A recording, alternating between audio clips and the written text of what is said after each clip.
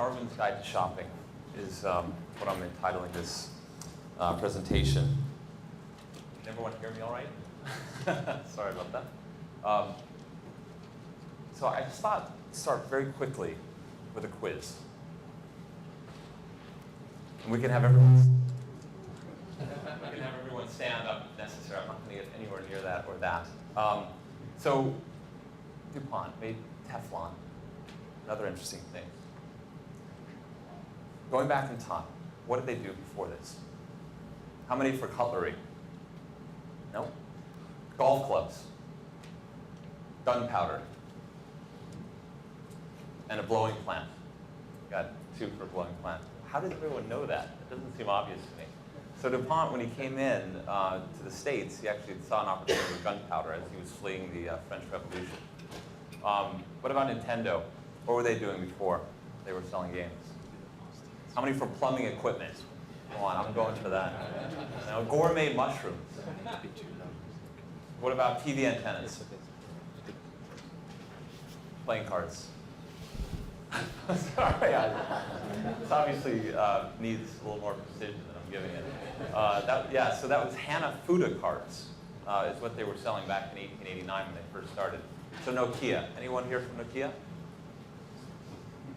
You can't answer this. So no one can look. You're not allowed to raise your hand. How many for toys? Nobody.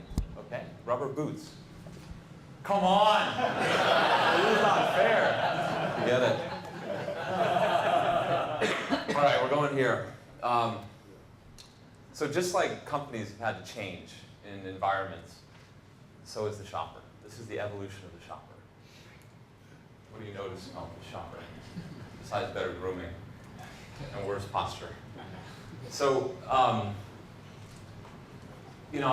a more serious point, this is happening so quickly. We don't really know what to expect. So we have a very, very sophisticated consumer, and then we have this thing that was invented 30 years ago, the internet, and it's been on course to hit our planet. And then suddenly we have a recession, which is probably gravity accelerating this.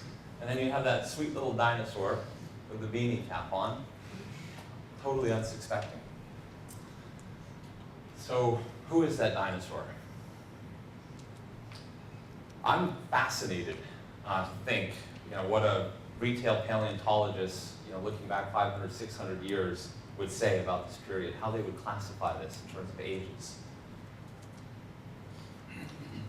I think going back over 300 years, you could say in 1700s, the age of the stores began. And you have urbanization, so people moving into cities. Then you had the Industrial Revolution, this ability to mass produce. And then you had all the innovations that helped make the store experience so great. Concrete, right? We take that for granted. Major, major innovation. Glass, controllable light, all of these things.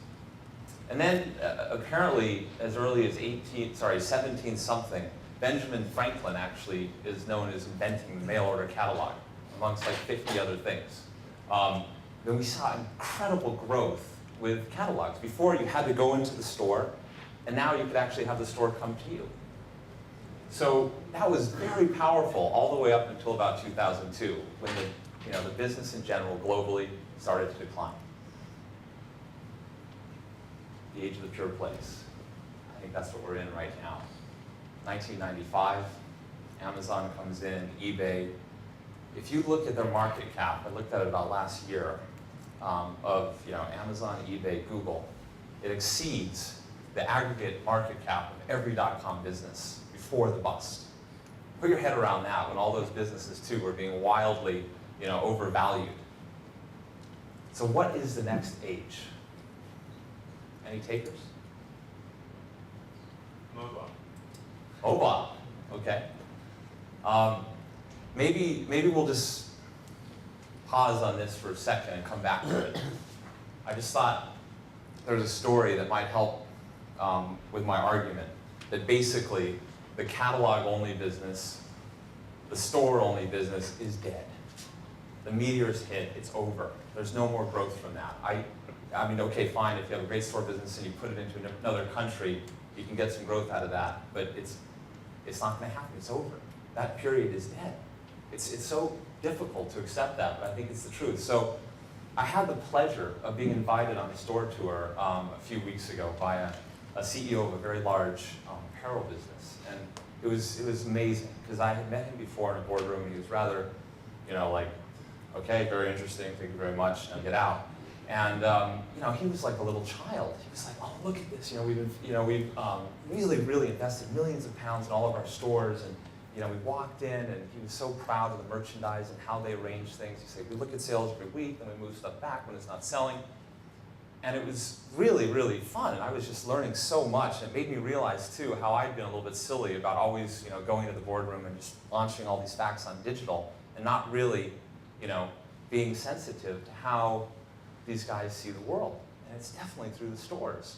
And we got to a point where we came to the area, we were the store manager, and we were having a great time. He actually, helped me shop for my 4- and 2-year-old. We got a great rugby, it was a big success at home. But then we came to the area where they sell shoes. And he noticed something on the floor. And this is a very, very tense moment. I got very scared for some reason. And the store manager looked like she was about to die.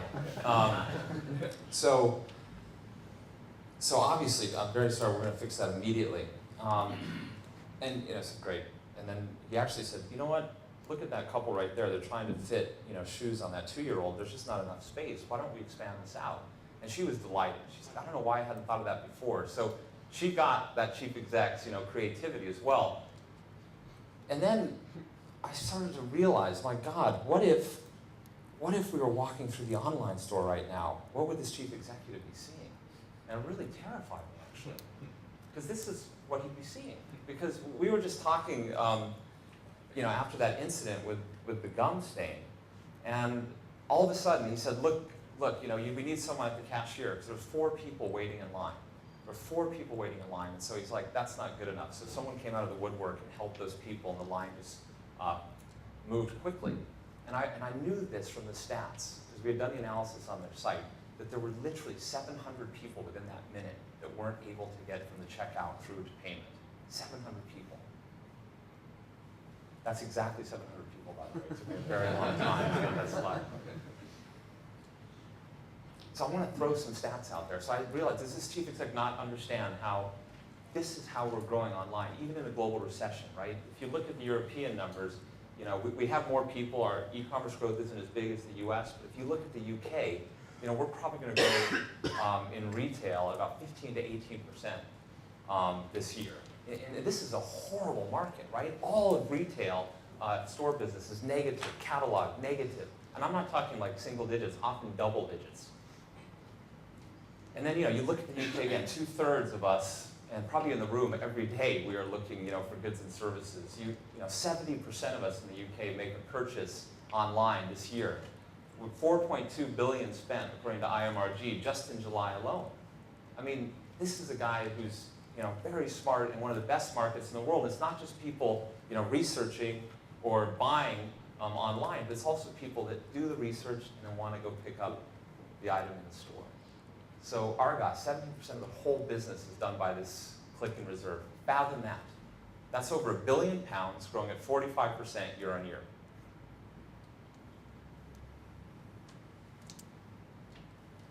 So we go back to our friend, the consumer. So how is he evolving? We heard mobile. That's right. I mean, this guy is probably going to get his posture back. He's going to be able to go purchase on mobile device or in many different ways.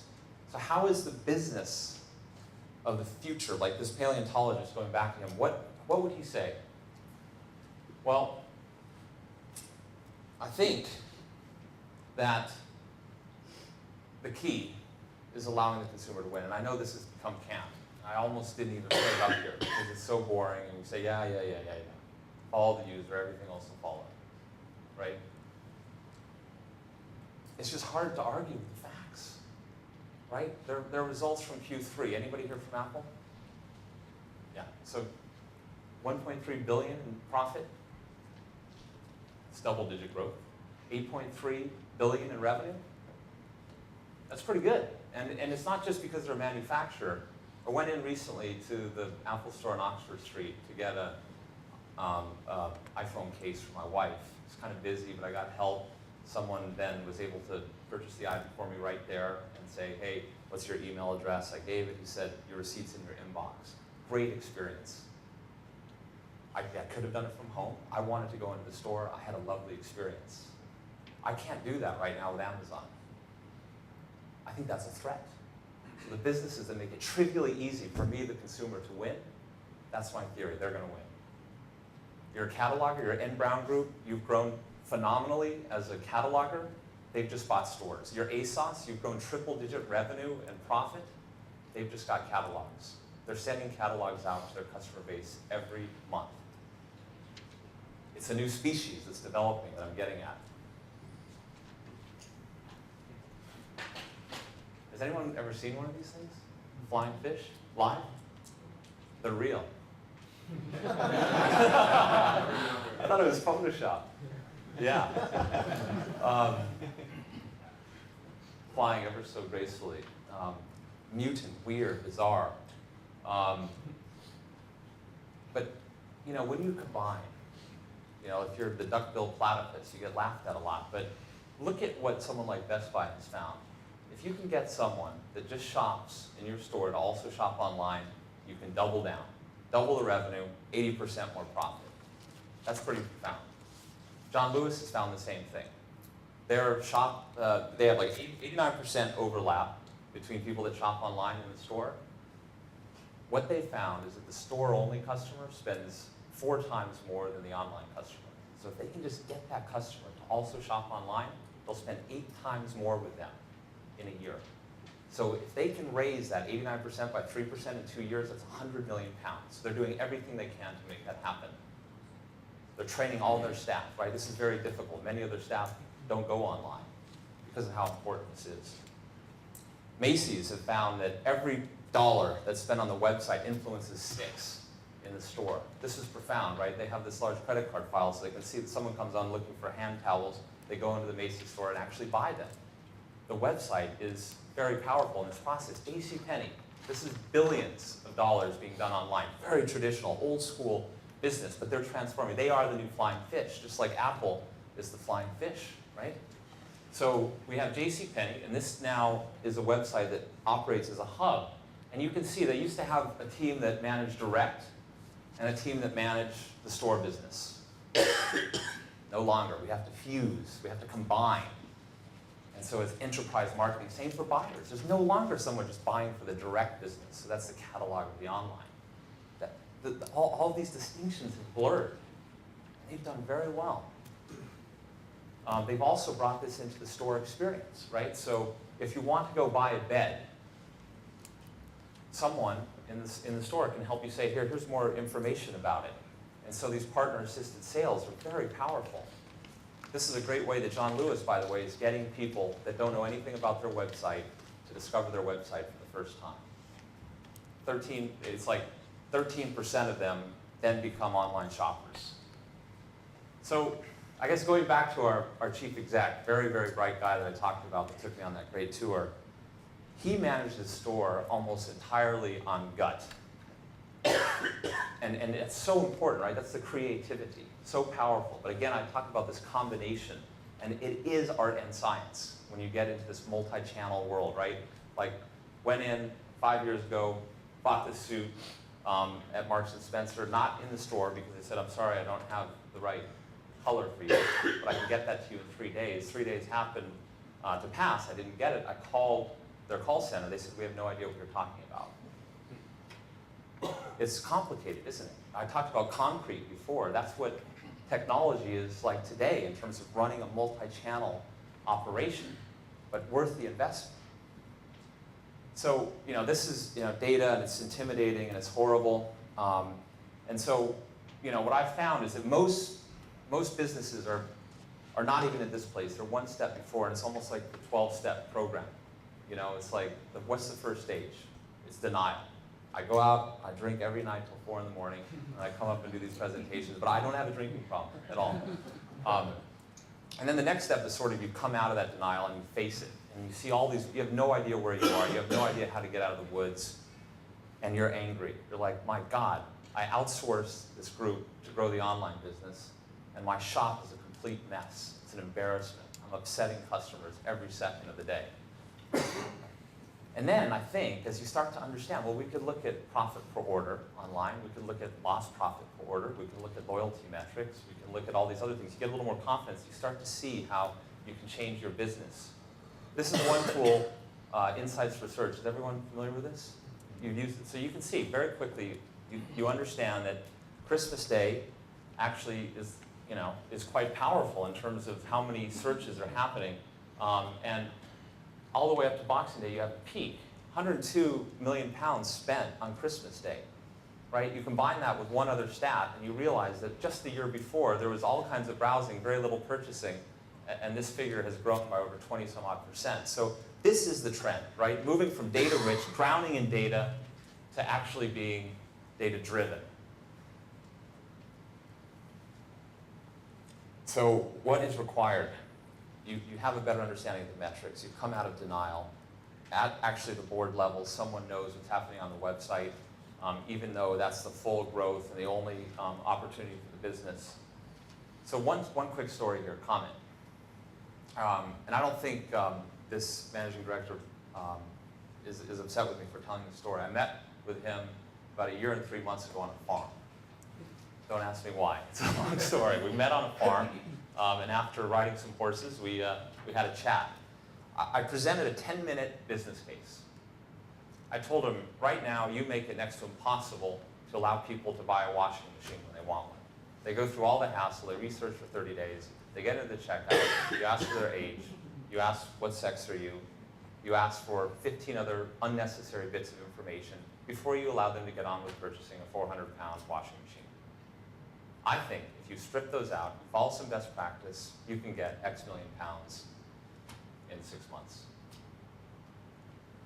And he said, okay, that's the best business case I've heard in the last 9 months. I've heard about 50 from all the different store managers, from all the different business owners. He said, I don't know anything. Teach me from the beginning. So we put up a search page. I explained paid and natural. He told his team, let's get to work. So we got to work. We went to the order pipeline. First page within it, we tested 8, 9 different things, very complicated, none of them worked. The one that was the afterthought, delivered. Remove those 3 elements, 7% increase in conversion. It's massive.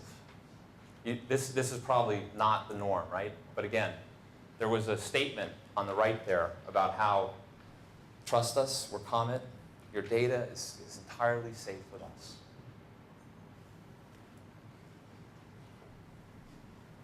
Don't feel so safe when people are telling you how safe you are. John Lewis experienced the exact same thing. £1 million incremental revenue in a year just from removing 2 sentences. Next. So the pipeline is important. We all know that. What about search? Once you get into a site. You're on the site. You want to buy your boy some socks because he's got some wool on his toes are cold. You type in boy socks. What do you get? Slippers. Oh, there's some nice fancy dress. It's near Halloween. That's very helpful. I wasn't thinking of that. So okay, let's just try to make it a little bit cleaner. Let's actually try to return socks. Hygiene. 19% reduction in search exit. That person who was typing in boy socks, they leave the site. They're upset. Right? It's ridiculous. And the beauty of this, though, and this is my point, you can test, right? 5% of the traffic, you see this increase, and then you can scale it across. Scale this across the site. We're talking about unbelievable incremental revenue. A couple weeks to set it up, a few weeks to run it, a week to analyze the data, scale it across. The beautiful thing about this, though, is they didn't stop. They got hungrier. So they said, our search application isn't good enough, and they invested in Endeca, which is a really good search application. Like, there's others out there like Mercado. John Lewis said that was like an open heart surgery for their browse and search. And they got Mercado in, and they've seen unbelievable improvements. So this is just on a bigger scale. So I just wanted to share this example because, again, it was a more traditional retailer that said, okay, you're talking about multivariate testing, split testing. What does that mean? Let's just cut through the jargon. Well, that storefront that we looked at before, there were 2 great ideas for what those mannequins could look like. You could only go with one. Now you can go with both, and you can find out within hours which one wins. You've decided for your beauty club, that you have this lovely illustration with a woman with hair down to the floor, I guess. I don't know what that is, but this is what they went with, right? Join our beauty club, sign up. So the challenge was, how do we double this? Well, we tried 4 different things. Moving it up, pretty obvious, right? That gave us a 38% increase. But replacing the long hair with this woman's face was another 35%.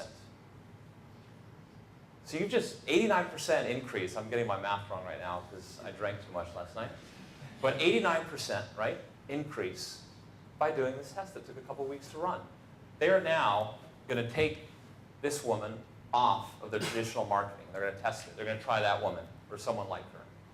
So you can do these little tests, little costs, very quickly, and then scale. So I don't know if I convinced you about my theory about this combiner or this freakish flying fish is really going to be the next era, this multi-commerce beast. But I do know one thing, and that's this.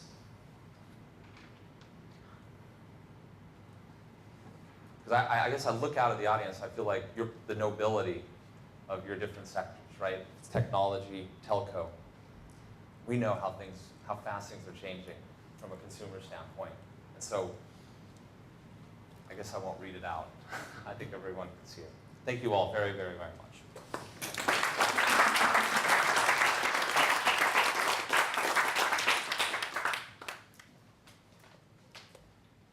Who wants to shoot me down? Tell me that I'm a fool. Are there any questions? Kind of buy into the concept of multi-platform, people wanting to be seamless experience in terms of bricks and mortar with kind of online, that kind of thing. I work in search. The problem I have is, and I like your ideas on it, is how soon do you reckon the technology will catch up with that in terms of reporting? In terms of driving from someone from search to a call centre, that person then going into a bricks and mortar shop and then purchasing, and they're kind of trying to build out those kind of models. So you've got these figures here, and I'd be interested to know, like JCPenney example, for example, how those sales increase, how you measure it. Because at the moment, a lot of technology is lacking in that area. Yes. I think that's right. The last stat I saw, like US retailers, 80% of them had a database that would allow them to have this, what's called a single customer view. And I said example before with the Marks and Spencer suit, right? You just call one number and they can access all your information. So the last that I saw for the UK retailers, it was 50%. So there is a lag, there is technology that's out there. I think it's just about investment. And I think it's a mentality, right? It's like it was all about the store, all about the catalog. And so the catalog website was just literally a puke of the catalog and nothing different than that. And now I think what you're going to see is much more investment. The recession, right, in the short term has been a great thing for the pure plays. They've been able to gobble up a bunch of market share because a lot of those in the traditional space just kind of clammed up. But they're awake now. They're seeing where their growth is going to come from. And I bet you that this is probably the worst thing that could have happened for a lot of the pure plays. Because these guys are sleeping giants, right? They are sleeping giants. So listen, I think that some of it is just, there's a lot of good technology out there. Some of it has to do with investment and just raising the profile of this at the board level. So it has to be core to the strategy, or you'll get kind of a Mickey Mouse or a rinky-dink platform to operate on. In particular, I mean, obviously we know that Google's kind of got a fair share of the search market in the UK, probably a nice way to put it. What are Google doing in terms of technology to help integrate that? Yeah, I think, we have, I showed you the insights for search, right? I mean, I don't know if you've tried Ad Planner. That allows you to do demographic, psychographic. You can get information within seconds. We have Google Analytics that I think have really helped many, many businesses actually see what's happening on their site and then take actions. We have a multivariate or split tool that I mentioned in all of those tests we ran with Comet. It's called Website Optimizer. That's free. It's incredible. You can do really good split testing with a free tool. We have a search application as well. And we've got a hosted one now that we're trying out. It's kind of in a beta format. So, that was one of the areas that I thought could use some really great technology. There is Indecca, there is Mercado, but, more innovation will only help that. I think it's linking back to the store. So people actually look looking, researching online, and then going into the store and buying the product, because that's the main challenge. And how do you know that? How can Google say, yes, this person has researched those socks on Next and then bought them in Netherlands? It's very challenging. I think the Macy's example is one where, because they have this large credit card file, they can recognize, a quarter of the people that come to their website, and they can link it, right, with the browsing behavior, which is great. And there are businesses like Mothercare, Marks and Spencer that can do this because they've invested in the technology. It's going to take time. It's going to take time, but I think with more case studies like the one from Macy's, and because this will motivate a lot of the more traditional thinking, boards, right? It's like, oh my God, this is a way to add 20% to our store sales, so they'll actually take it seriously. But again, there is technology that allows you to do this, or you can even do it from a data mining perspective as well sometimes. But unfortunately, technology hasn't been so easy and cheap that it's become a norm. And The frustrating thing is everyone's waiting for Sainsbury, Waitrose, or any retailer to have the technology to read mobile vouchers. How many times has it been tried? And none of those big brands have actually changed their back-end system to incorporate that, because that would be amazing. Like, is it a cost problem? I think it's just like I gave you that example before about how that chief exec was worried about 3 people that were waiting in line, and there were literally over 700 within that minute that couldn't get through because the page load is really long, or it's even hard to know how to find, the checkout once they've actually put the things in the cart. So I think it's more to do with just, investing. I would say most businesses, up until the last few years, and there's few exceptions, like John Lewis that I've mentioned, they had this little research and development group in the corner, right? And I guess they all had bad breath, and no one liked to talk to them, and they ran the online business. And they just, and these businesses sometimes are growing at 40 or 50%, just because it's what people want so desperately.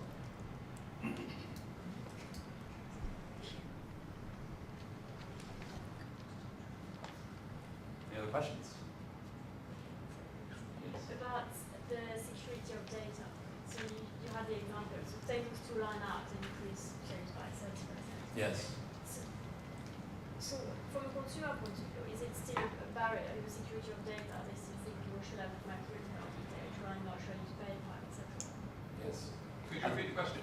Yeah, sorry. Oh, okay. So the question is, how much does it prey on the mind of a typical consumer around the safety of putting their credit card data in? So if we go back 10 years, this was like the primary barrier for shopping online, right? And it's still very important. It's especially if you're new to the site, right? Because existing comment shop, they've been there, they've done that, whatever. But you could see that exit skewed for the new users, and that's where they were losing a lot of their business. So it's very important for the first time, right, that you feel safe. And I think that's why PayPal has been able to do so well, right? Because people trust it, and then other businesses, especially the smaller mom and pop operations, they put PayPal in, they see an immediate increase in conversion. Why? Because people trust that.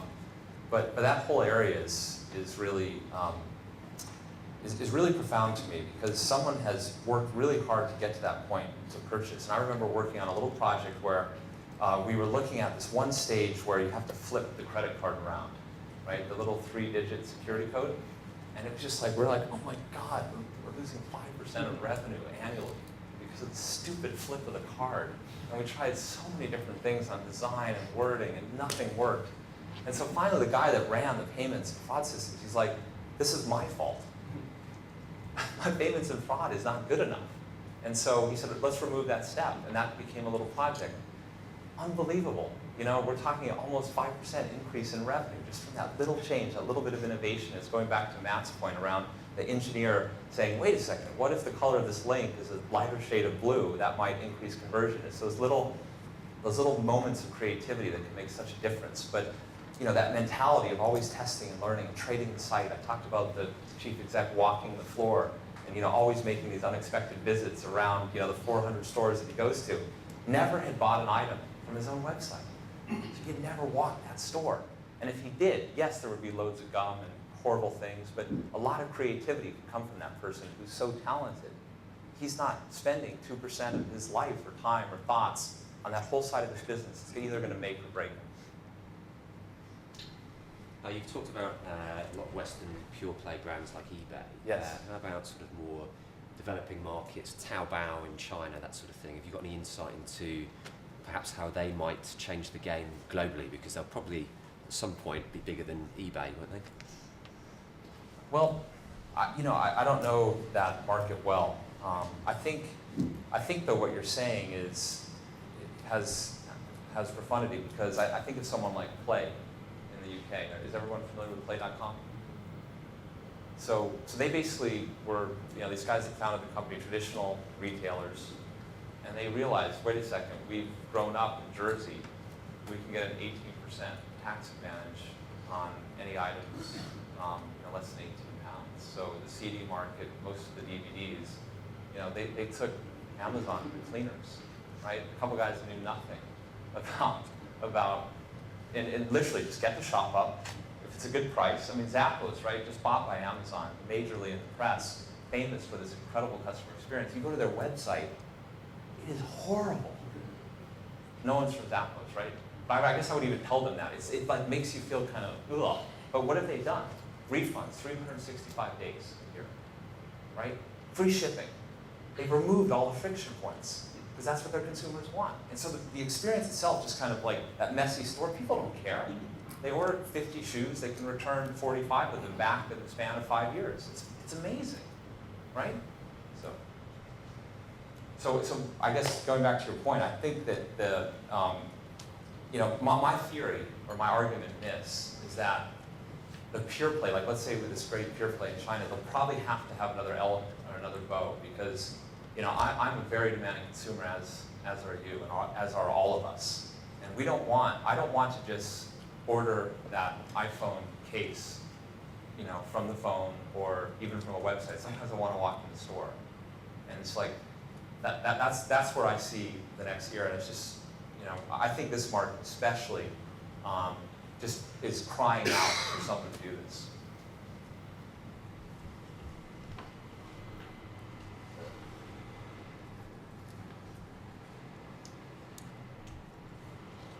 I don't know when we're supposed to break. I think it's roughly around now, but let's go. Thank you all for your attention.